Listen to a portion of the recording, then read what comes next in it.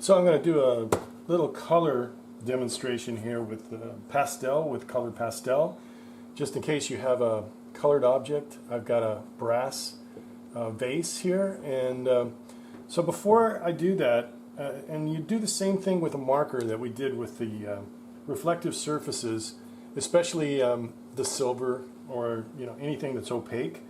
I have a pretty hard edge here that I'd like to get rid of and work it in before I start the color.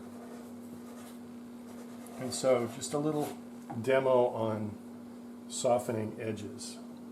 So I've got a 5 and a 7. I'm going to do my little blending trick.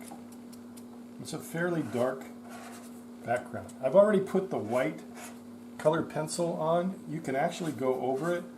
You don't want to rub it because it'll disappear, or it'll actually look kind of funky. But you can go over it because it's wax. This is alcohol. So when I've got a nice amount of 5 in there, I can bring some 7 in. Now I want to soften that edge a lot because that's what my reference calls for. So I'm going to step down on the edges. I'll try. This is a 5. This is a 7. I'm going to try a 3 right here. I've got a 3. I'm going to bring it right into the surface here and softly get a nice gradation.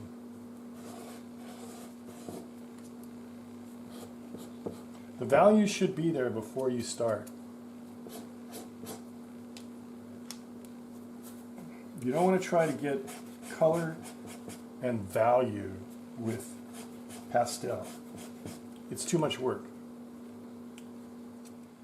So as far as the color is concerned, I've got my pastels. I've got a small set of new pastels by Prismacolor. I think they're perfect for this project and a lot of projects. It's got a little bit of a waxy kind of a quality to it. It's a soft pastel, but not quite as soft as a Rembrandt pastel, if you know what those are like, or a Unisom, which is a very expensive pastel. So it's a good pastel. So I got some colors laid out.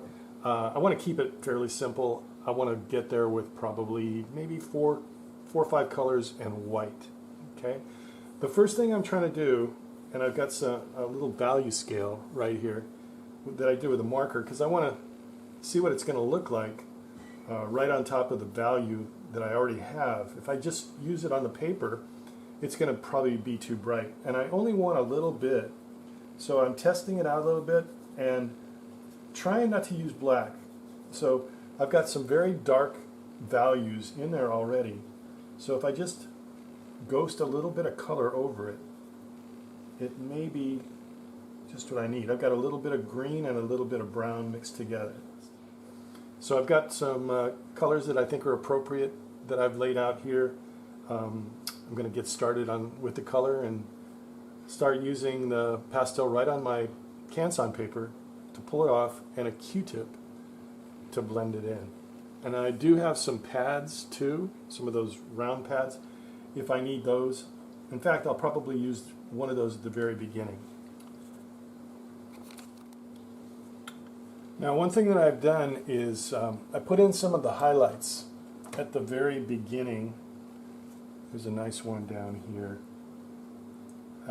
Because I'm going to put the pastel over it, and I just want them to be really soft. I can still put some highlights in at the very end. I might even consider doing that with a cream pencil instead of a white pencil.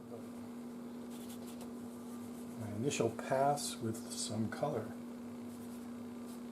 So I'm seeing that's a little bit weak. That's a little bit better.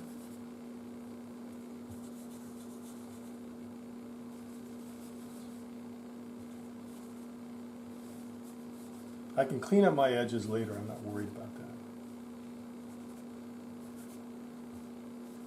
You're going to use a lot of pastel if you have color. I'm using quite a bit already. So I'm radiating out from that real bright color.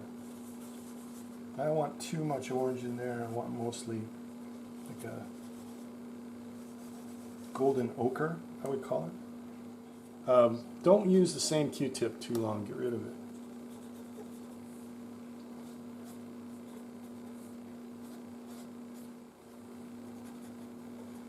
Mixing the two colors together, it's sort of a yellow ochre, and I've got a nice orange that I'm bringing into the perimeter of the light. I believe the only color that you guys would have would be either brass, which is, you know, a combination of yellows and oranges, a little bit of orange, a bright yellow and a dull yellow, and some brown, and probably brown mixed with a little green. And then there's copper. And coppers are like pink, orange and pink, and some cream, some yellow.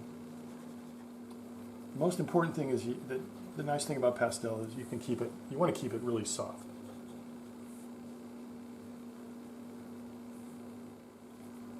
I've got this mixture of, looks like a sienna brown and this ochre that I'm going to bring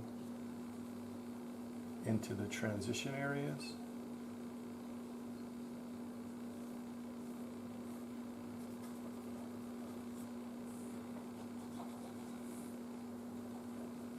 So this would be the transitional shadow right before the core.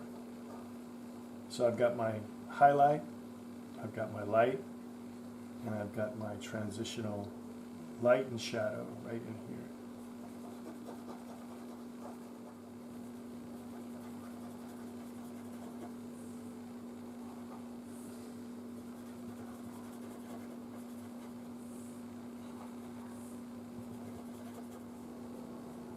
This is going to make that area in the middle look a little bit brighter too.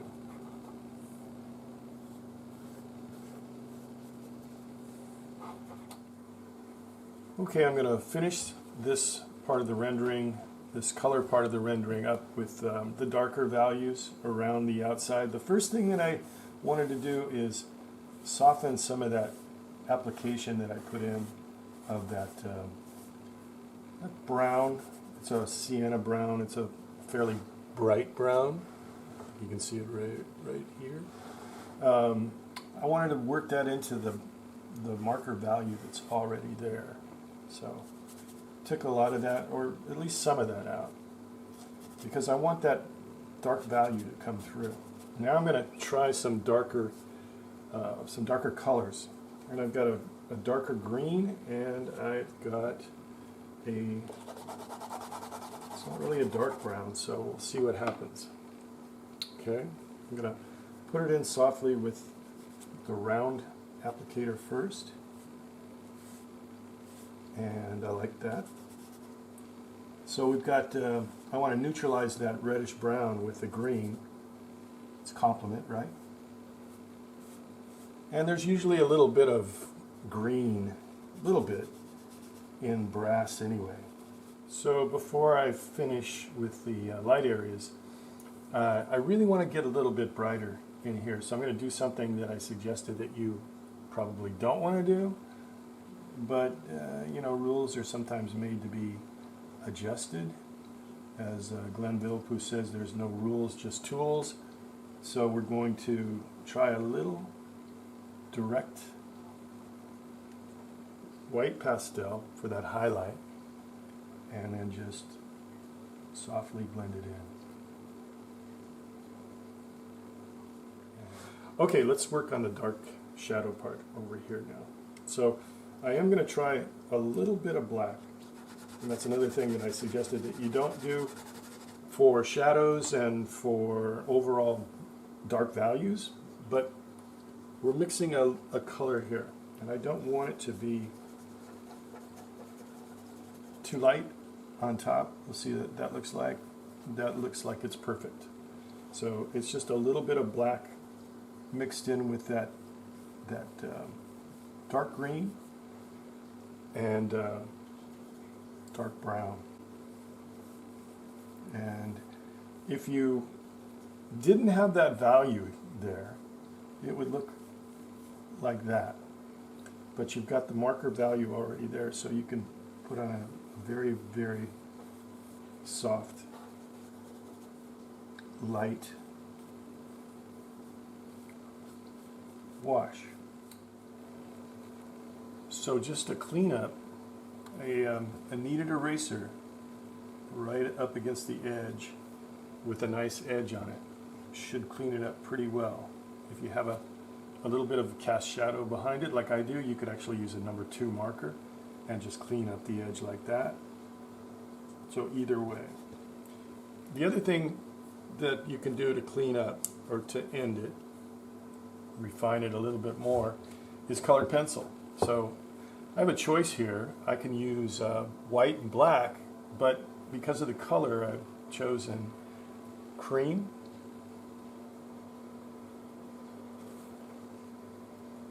And dark umber. So I can come in and get some pretty refined detail like that.